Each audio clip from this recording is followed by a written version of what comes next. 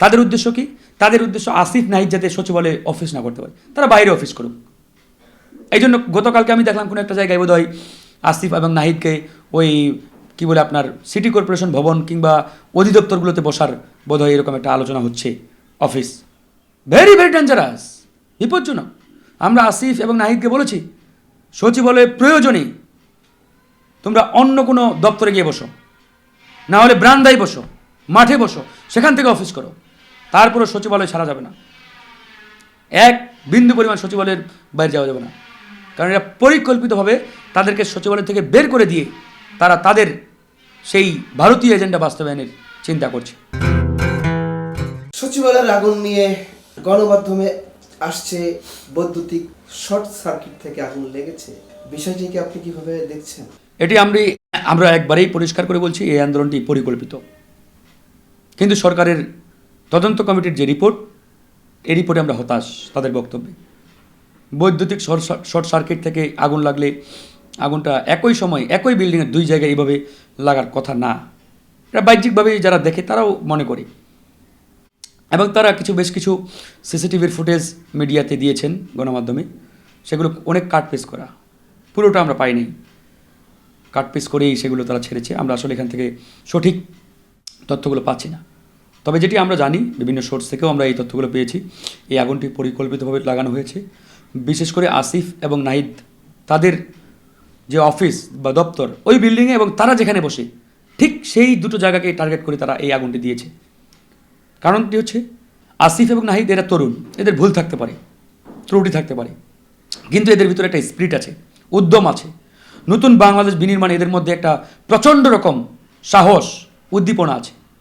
তারা জানে, কিন্তু এই সচিবালয়ে আপনারা জানেন যে এখন পর্যন্ত 95% চেয়ারে আওয়ামী আমলারা বসে আছে। অর্থাৎ হাসিনার আমলে যারা নিয়োগপ্রাপ্ত, ভারতীয় সিগন্যালে যারা বিভিন্ন পদে পদায়ন হয়েছে, এরা এখনও বসা। এবং এরা জানে যে এই তারুণ্যের শক্তিটা যদি ব্যাপকভাবে এগিয়ে আসে বা এগিয়ে যায়, তাহলে ওদের জন্য একটা বড় ধরনের থ্রেট। এই থ্রেটের জায়গা থেকে তারা এই ধরনের একটা অস্থিতিশীল পরিবেশ তৈরি করা, আনস্টেবল পরিবেশ তৈরি করার জন্যই মূলত তাদের দপ্তরকে একবারে তছনছ করার জন্যই মূলত এই আগুনটি লাগিয়েছে। তাদের উদ্দেশ্য কি? তাদের উদ্দেশ্য আসিফ নাহিদ যাতে সচিবালয়ে অফিস না করতে পারে, তারা বাইরে অফিস করুক।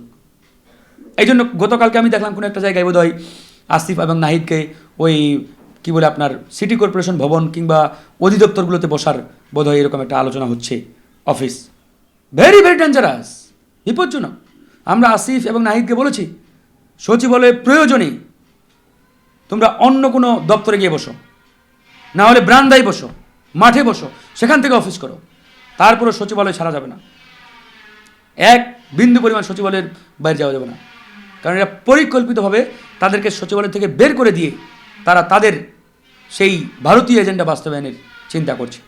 তো এটা আমরা যখনই জেনেছি তাদেরকেও জানিয়েছি, এটা খুবই বিপজ্জনক, এটা কোনোভাবে করা যাবে না। তারা বলেছে না, আমরা অফিস সচিবালয়ই করব, যতদিন না পর্যন্ত তাদের ওই পুড়িয়ে যাওয়া অফিস ঠিক হয়।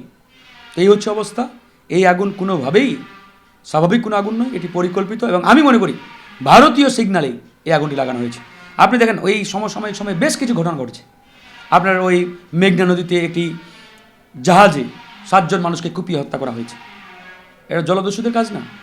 জলদস্যুদের কাজ হলে ওরা মালামাল লুটপাট করতো, আরও অনেক কিছু করতো। জাহাজের একটা পিন পর্যন্ত নড়ানো হয় নাই, একবার অক্ষত জাহাজ, কিচ্ছু হয়, শুধু 7 জন মানুষকে কুপিয়ে হত্যা করে চলে গেছে। যেখানে সেখানে আমাদের সমন্বয়কদের হত্যা করা হচ্ছে কুপিয়ে, সমন্বয়কদের বাড়িতে বাড়িতে গিয়ে লিখে দেওয়া হচ্ছে তোমার সময় শেষ, মৃত্যুর জন্য তৈরি হও সমন্বয়ক, এভাবে ওদের ওয়ালে ওয়ালে লিখে দেওয়া হচ্ছে। এই যে বিষয়গুলো, এগুলো কারা করছে?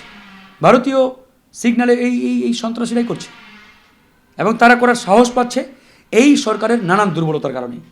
এই সরকারের এই যে স্বরাষ্ট্র উপদেষ্টা, হি ইজ টোটালি ফেইলের, সে দায়িত্ব পালন করতে পারছে না। কারণ এই লোকগুলোকে কেন ঢুকানো হয়েছে, কার মাধ্যমে ঢুকানো হয়েছে, এগুলো নিয়ে আসলে অনেক প্রশ্ন, অনেক সমালোচনা।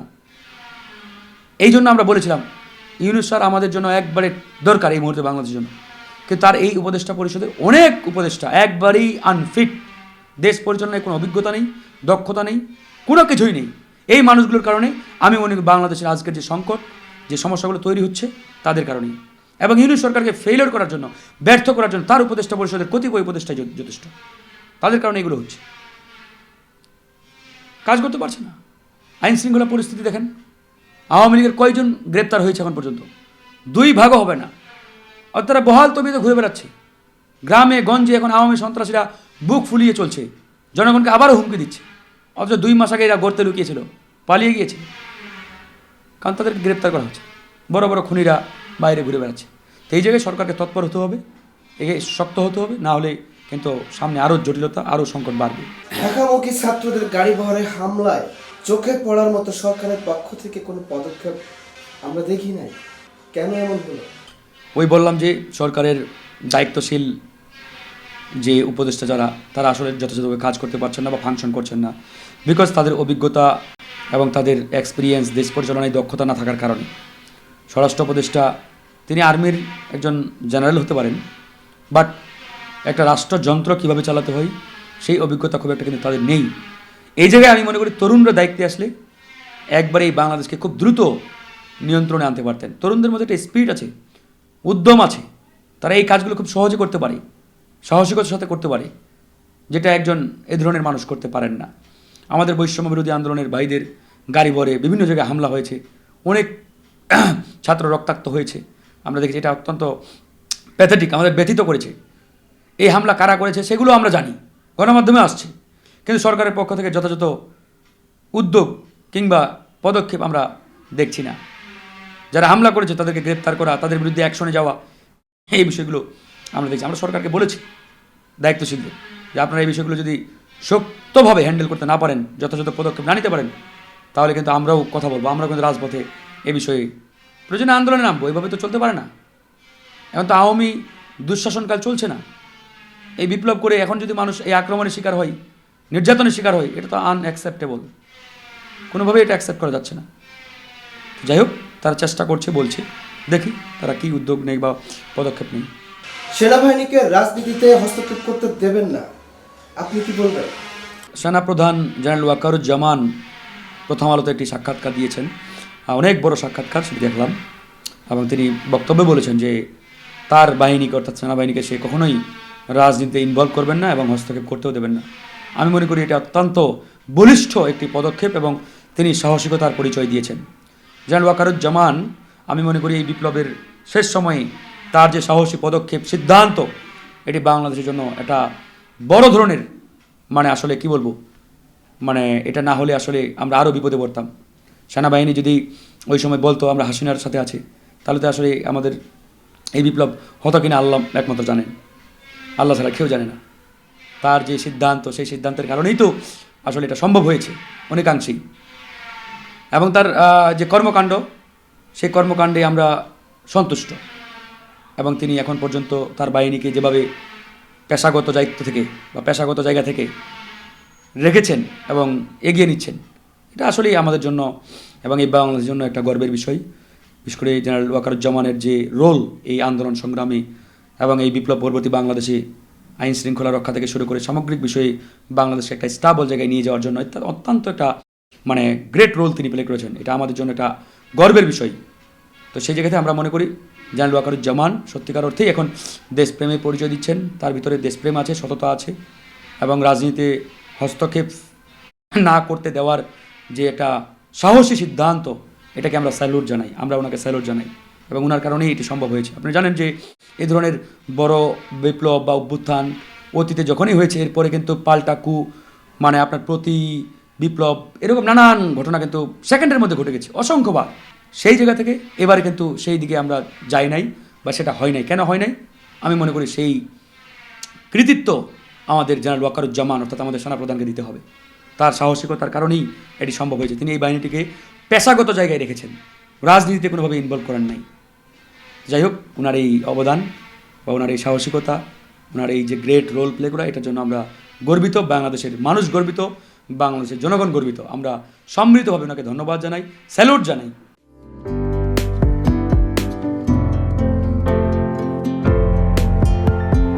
পহেলা জানুয়ারি 2025 ইউটিউব জার্নালিজমের অগ্রদূত changetv.press 6 বছর পেরিয়ে পা রাখল গর্বিত আমি অত্যন্ত আনন্দিত হলাম যে চেঞ্জ টিভি আগামী কয়েকদিনের মধ্যেই 6 বছর পূর্ণ করবে। হাঁটি হাঁটি পা পা করে চলা শুরু করে এখন সে বেশ দৌড়াদৌড়ি করছে বলা যেতে পারে। ও নামটাও অত্যন্ত বলবো যে সিগনিফিক্যান্ট, যে চেঞ্জ, এই গণঅভ্যুত্থান কিন্তু চেঞ্জ চেয়েছে। সেই হিসেবে তোমার টেলিভিশনের, তোমার এই চ্যানেলের নামের একটা যথেষ্ট মিল মিল আছে। পাওয়া যায়। আমার প্রত্যাশা যে এই গণঅভ্যুত্থানের যে প্রত্যাশা, যে আশা আকাঙ্ক্ষা, চেঞ্জ টিভি সেটিকে এগিয়ে নিয়ে যাবে। তোমাকে শুভেচ্ছা। চেঞ্জ টিভি যারা সম্পৃক্ত আছেন, যারা কর্মী আছেন, সামনে পেছনে সকলকে আমার শুভেচ্ছা।